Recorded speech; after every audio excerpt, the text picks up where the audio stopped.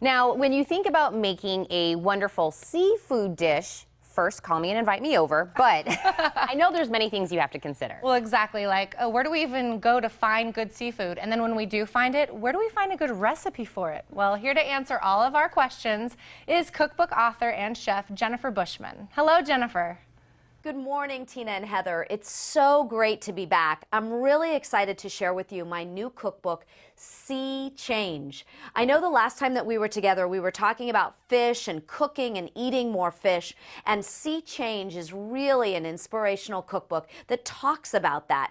You know, one of the things that we don't think about is why do we keep being told that we need to eat more fish? And what it really boils down to is omega-3s.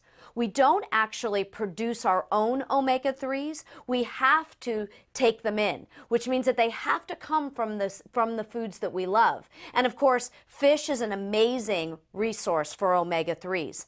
It can help you actually reduce the risk of cardiovascular disease, it lowers inflammation, and so many other things. The starting point really to being able to cook better fish is to know where your fish is coming from and to be able to find more sustainable seafood. So that's a very important piece of this equation. The way in which you want to look for sustainable seafood is actually to be able to go to places that you know are selling more sustainable seafood. We know for sure that most ocean issues really boil down to one thing, and that's consumption. We are literally taking out more seafood than the ocean can produce. So look for places that are sustainable because the oceans are important.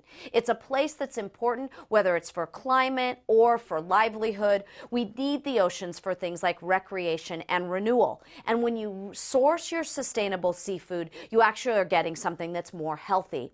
One of the ones that I'm cooking with today is Verlasso salmon.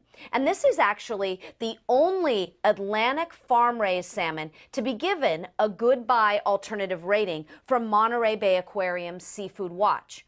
Now, if you haven't heard of Seafood Watch, it's one of the most important worldwide organizations that certifies seafood. Now, this can easily be accessed. They have an app on the App Store called Seafood Watch. And when you're at the grocery store, what you do is type in the type of seafood that you're looking at and then the country of origin. And it'll pop up and tell you if it's proper to buy. Now, the other thing is the book. I actually wrote the book with two-time James Beard Award winner Chef John Ash. There are contributions by top chefs like Jonathan Sawyer and also Susan Finnegar. And look at these recipes. This is a beautiful, quick marinated salmon that I just put lemon juice over, a few little greens, capers, and it can be served with things like a salad and even some toast for a beautiful, beautiful dinner. The other thing is, check this out. This is a slow poached in olive oil salmon. And all you do is take the fillets, cover them in olive oil, literally poach them in a 300-degree oven. The reason why this is important is because it really makes the fish sweeter so that it has this beautiful, light, mild flavor. So the idea is it's really giving something to those non-fish people that you can't seem to feed fish to in the family.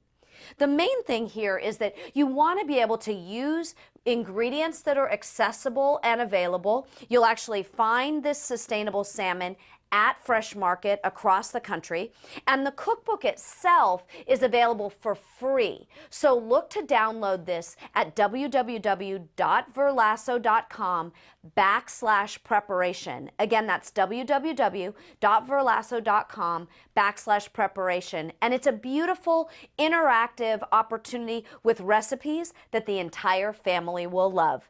I can't thank you enough for having me. Look for Sea Change.